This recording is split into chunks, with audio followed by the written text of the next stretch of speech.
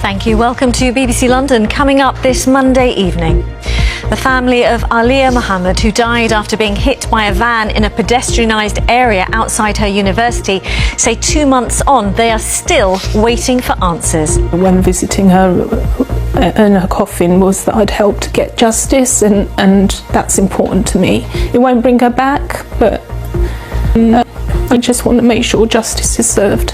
Also tonight, the hackers that crippled pathology services across 6 London hospitals have spoken directly to the BBC.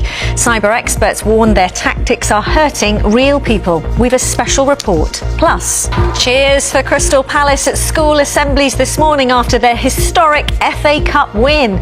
Then, the Chelsea captain brings the FA Cup to young aspiring footballers hoping to follow in the women's team's footsteps. And the flowers are in full bloom in and around Chelsea, but will the sun be out? Join me later in the programme for a full weather forecast. Hello and good evening to you. We start tonight with an exclusive interview with the mother of a 20-year-old student who died after being hit by a van in a pedestrianised area while she was sitting on a bench outside King's College London.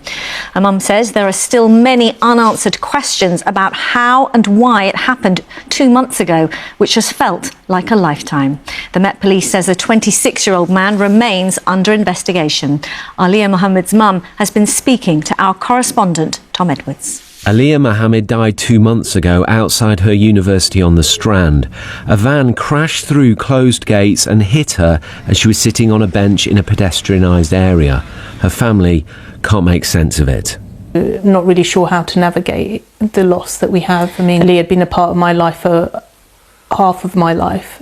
So, you know, she wasn't just a daughter, she was a best friend and my rock. And now trying to navigate life without her is quite difficult. Alia's mother got to the scene within 10 minutes.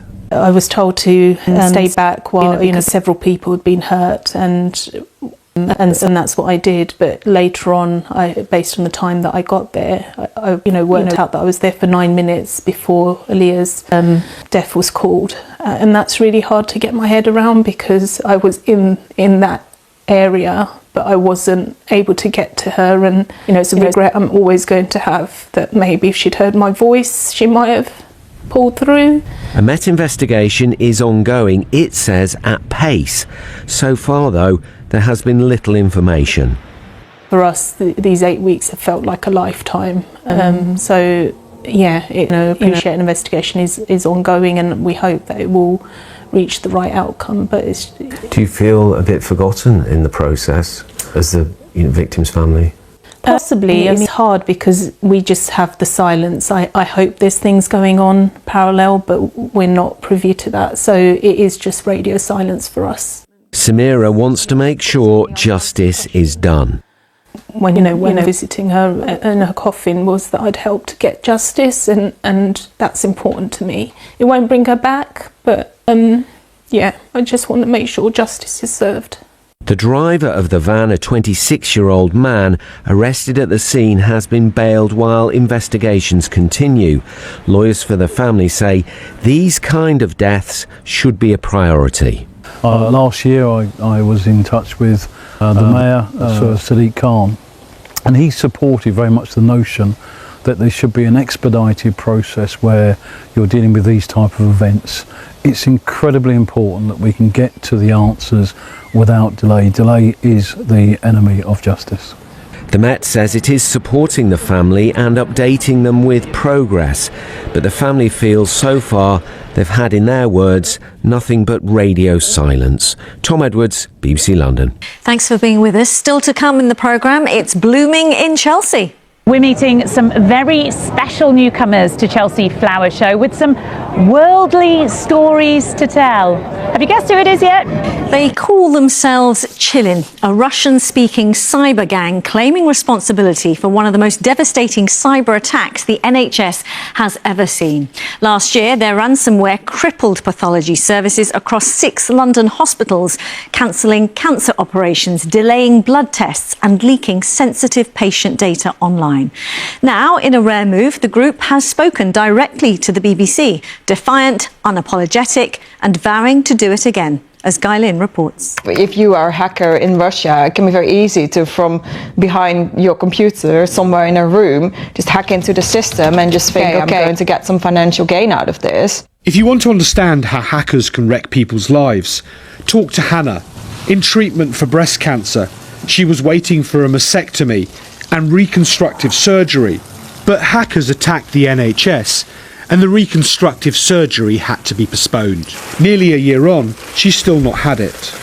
The cancer part of my life, I can't, much you can never have closure of that, but I can't have the kind of closure that I expected to have by this time. And that's been hard. That's been, that's felt very difficult for me. Last year's cyber attack on NHS provider Synovis, which ran pathology services, was one of the worst on record. It resulted in thousands of operations, appointments and blood tests having to be cancelled or postponed. 6 London hospitals were majorly affected. The damage was the work of Russian-speaking hackers from a group calling itself Chillin, who also released confidential patient data online when ransom demands were ignored. In a new documentary, the BBC has tracked them down through a dark web forum. Your leaders are overconfident. They think they control the world.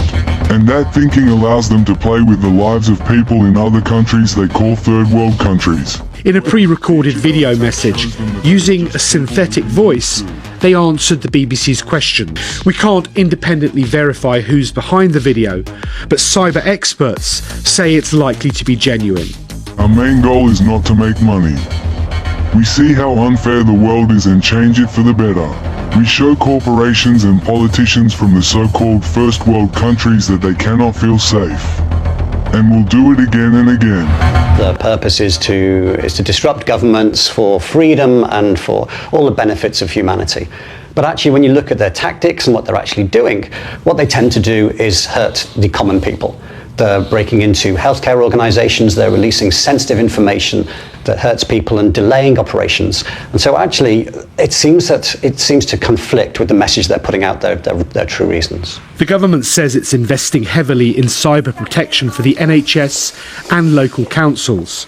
Synovis said it acted quickly after the attack last year and had all services back to normal by the end of 2024.